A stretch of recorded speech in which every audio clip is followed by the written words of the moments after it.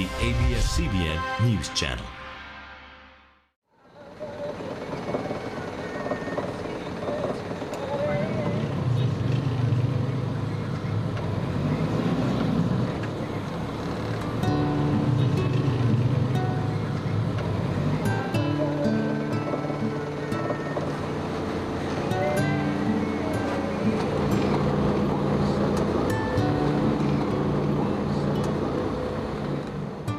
It's the end of another workday at the financial district of Taguig City.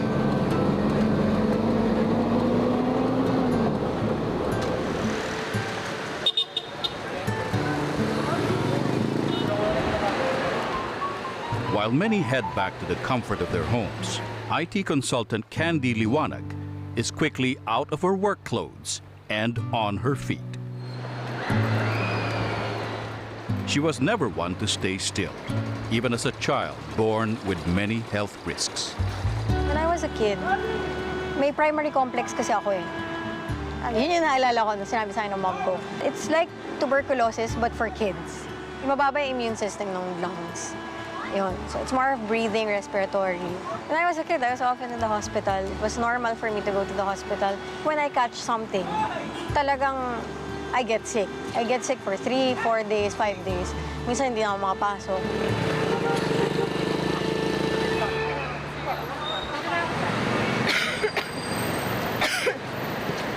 Her doctor's prescription was one she took to heart. Ang advice ng doctors lagi is to be active. Not necessarily na active na mag-workout or whatever. Basically, be active and enjoy being active. Medyo na-expose ako sa sports kasi yung dad ko tsaka yung rest ng mga brothers and sisters niya, very sporty. Like yung dad ko, nagba-basketball, basically lahat ng sports eh. Basketball, tennis, nag-fencing din siya for a time. So, other side of me is being adventurous, which is basically from my mom. Then, so pag minix mo yun, ang makukuha mo, sports. Tapos may extreme sports, may mga parts din na, kasi we grew up na parang live life to the fullest.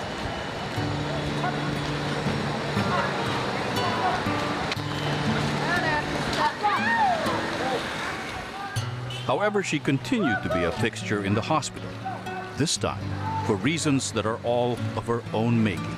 You come to a point in your age na you just let go of yourself. Like, you enjoy things, you enjoy your food.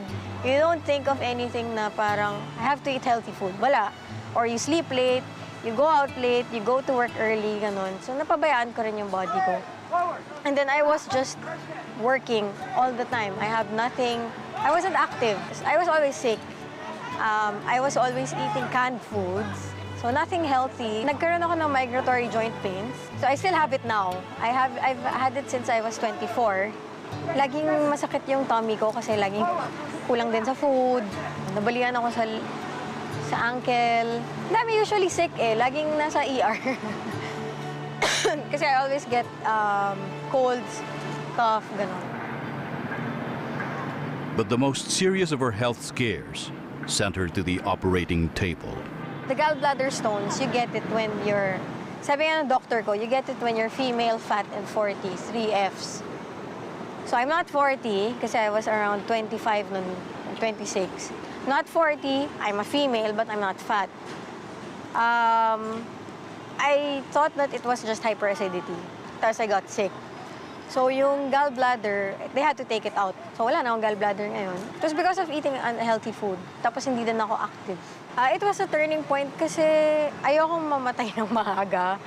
Just because I'm letting myself go, not taking care of myself. I had to change everything. I had to change my lifestyle. I want to reach the age na, alam ko parang may ibang tao, parang 90, ay ayoko na umabot ng 90. Parang, if you live your life healthy, alam mo yun, if you enjoy it, if you take it na parang it's a part of your body, it's a part of who you are, then, alam mo yun, you live longer kasi you're happy. Candy's brush with death was a wake-up call. She started eating healthy and returned to an active lifestyle. In her effort to keep her workouts interesting, she found herself here in the country's only full-size Flying Trapeze rig. I was just looking for something different. Parang bucket list. Bucket list yun yung una eh. Parang, I wanna do this. Kasi ako yung type ng tao na pag I wanna do this, parang randomly maiisip ko, ay gusto kong gawin to. Or gusto kong gawin to.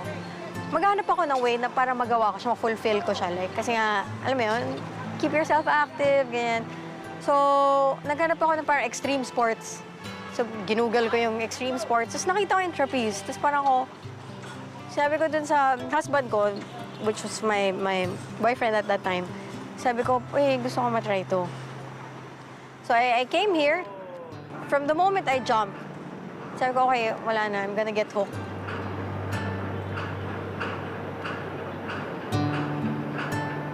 Hop, hop. 4 years on, Candy pursues what was supposed to be a once-in-a-lifetime experience. And it is not without its healthful benefits. Hanggang sa naging addiction na siya for me. It's a part of who I am now. Because it teaches me a lot of things. Besides making me stronger and making me active, it does something to your mind na it helps me as a person. So I learned how to be patient. I learned strength, courage, trust.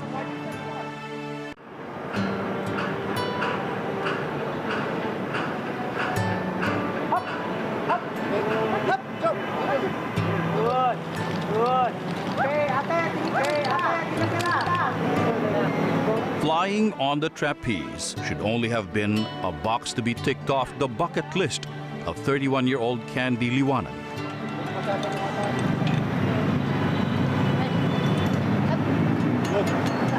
But it quickly ceased to be a mere point of novelty the moment she jumped off the platform. Yung first jump was liberating. Yun yung feeling mo. Parang kahit may tali ka, parang, oh my God, nasa roller coaster ka. Tapos you get it for like a few seconds of your life. Pero it's the thing that you won't forget the most. The next class, nag-sign up na ako ng frequent flyer, yun na. I haven't stopped since then. 4 years on, Candy pursues what was supposed to be a once-in-a-lifetime experience. And it is not without its healthful benefits. Before, it was like once a week. Once a week lang, ng 1 year. And then, after nung once a week na yun, naging twice a week. Kasi parang may gusto akong matutunan. Tapos this year, it was almost every day. Except Sunday, sir, 5 times a week. Parang it feels weird if I don't fly in a week. It's not a bad addiction. Kasi may mga tao na parang pag sabi mo addiction, oh my God, that's a bad thing. It's more of like, it's a part of who you are now. It's a part of who I am now. Because it teaches me a lot of things. Well, number one, it helps my mind. Again, so mind is over everything. With body, I'm stronger. I know I'm very strong now compared to when I started. I'm stronger and I'm not really flexible, but flexible enough for my age. Basically, if physically speaking, yes, it changed a lot. The health benefits, if you look at Candy, it gets you fit and toned, full body. It's actually a full body workout. So what a lot of people don't really realize and they don't expect is that flying on the trapeze, you have to engage and you have to use all your body parts and all the muscle groups to perform tricks. The only reason why you don't realize that you're working out and getting this workout is because you add in kind of the thrill and the excitement aspect of it. It's intimidating for people because it's different. But if you think about it, it's the same as being active in any other thing. The difference probably is from running. This one, it's more of like upper body and being tight, you know, your muscles, your core muscles, your back, ganun. It's like you feel like parang halfway up. Pero it's the same. You perspire, you build your muscles. Besides making me stronger and making me active, it does something to your mind na it helps me as a person. So I learned how to be patient. I learned strength, courage, trust. Jumping from a height of 25 feet with only a net to keep you from hitting the ground is not the ideal image of a workout for many people. it only takes a few tries before overcoming this fear, Candy says. Heights? No, I'm not scared of heights. Minsan natakot ako na mahulog. Especially I fly with no lines. And I mean, I put on lines if I need to, but I fly with no lines. Takot lang ako mabalian. Sometimes. But if you do it right, because they're teaching you how to do it right. If you do it right and you put it in your head, if you keep on drilling it, it becomes muscle memory, so you don't have to be afraid of it. Or yun lang siguro yung pinaka-scary. Or if you have to do something new, tapos you have to do it out of lines, the first jump is always the scariest jump. But after that, it becomes normal again. You know, it's just a state of mind. Fear is just a state of mind. As with any training, a program is mapped out for every participant to maximize the benefits of the craft. Siyempre sa start, they'll teach you the basic ones, di ba? Now, if you think about it, it's being parang you do things and then you have to perfect it. Ako kasi perfectionist akong tao, so it's like normal for me to hone my skills or, you know. Pero it's easy eh. It's easy if you enjoy it.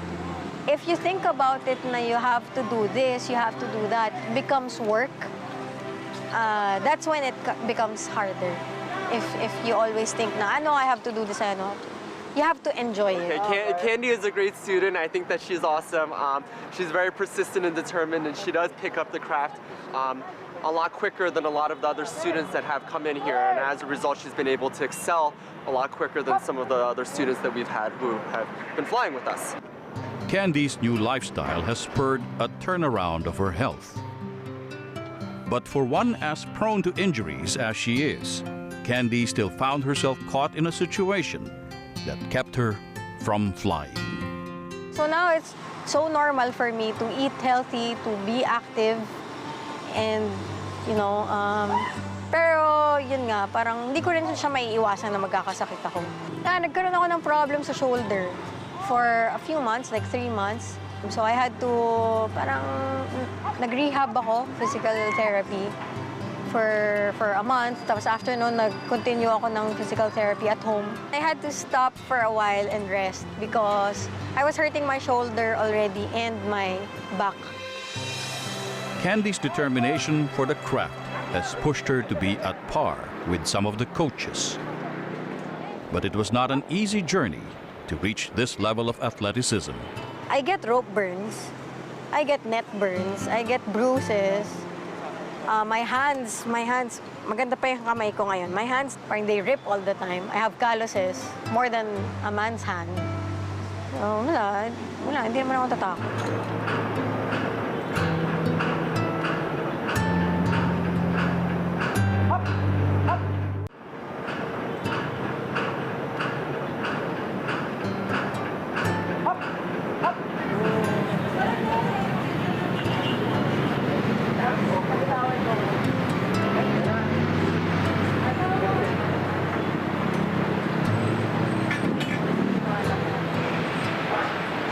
Saturday mornings at the Flying Trapeze are usually reserved for the instructors.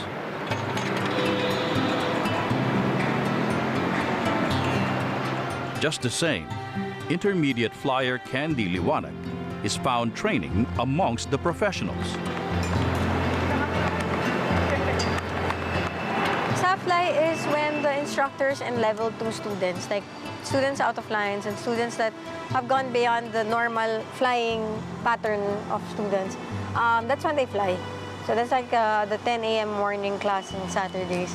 I've been flying, they just started it recently. So doon, sumasama ako doon. Candy's determination for the craft has pushed her to be at par with some of the coaches. But it was not an easy journey to reach this level of athleticism.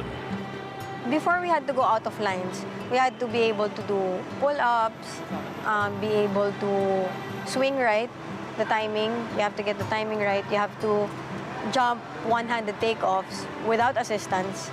You have to learn how to swivel through the net, you know. So yun. That's a basic. Candy was not immune to bad falls and a number of injuries. I get rope burns. I get neck burns, I get bruises. My hands, maganda pa yung kamay ko ngayon. My hands, parang they rip all the time. I have calluses, more than a man's hand. So, wala, hindi naman ako tatakot. Pag tricks kasi, you can't get it right the first time. You have to do it over and over again. You have to practice all the time. It's like pole. Pole dancing yung mga tao, parang they find it glamorous, but it's the same thing. You grace yourself on the pole, you have bruises, ganun. These injuries are all part of the joys of flying, Candy says. It's a part of it. I mean, being active, if you go out of the house, wala, you can't stop yourself from, you can be careful, but the danger will always be there. So, wala, it doesn't hinder me. I mean, I'm a girl. When I go to work, I wear a skirt. Alam mo yun, parang fancy things that girls do. Pero I don't care if I have scars, if I have bruises. Parang normal na lang din at work na makita nila, oh, ano nangyari sa'yo? Nadapa ka na naman, parang ganun. For me, it's like, hindi, nag-drills lang ako nung isang araw. Candy has had her fair share of scars and bruises in and out of the trapeze. More than anything, all these only serve to strengthen her resolve to continue flying and reach even greater heights. Wala, it's just a body. I mean, it's just skin. I mean, when you check your parang scars, they're like, for me, parang you take it positively. Parang, oh, alam ko tong scar na to. Parang, ito yung tumama ako sa gantong part nung nag-drill ako. Pero it reminds you also na what to do and what not to do. And it's also like a trophy. Na parang ang dami mo na pinagdaanan sa trapeze. Sugatan mo yung sarili mo, tapos yun na yun. Pero here, you learn from your wounds, your bruises, your scars. And then you become better in what you're doing. Yung short-term goal is like, parang show. Yun yung short-term, eh. Show, tapos marami kang matutunan. Actually, yung mga instructors, parang yun yung goal ko eh. Maging like them, like skilled as them. Pero like yung mga Cirque du Soleil, parang masyado malayo yata yun. Pero it's not impossible to dream. So if it comes a time na parang 50 na ako, tapos kinuha ko ng Cirque, then why not? Pero now, it's just more of like a show and teaching. Kasi I can't get enough of trapeze talaga.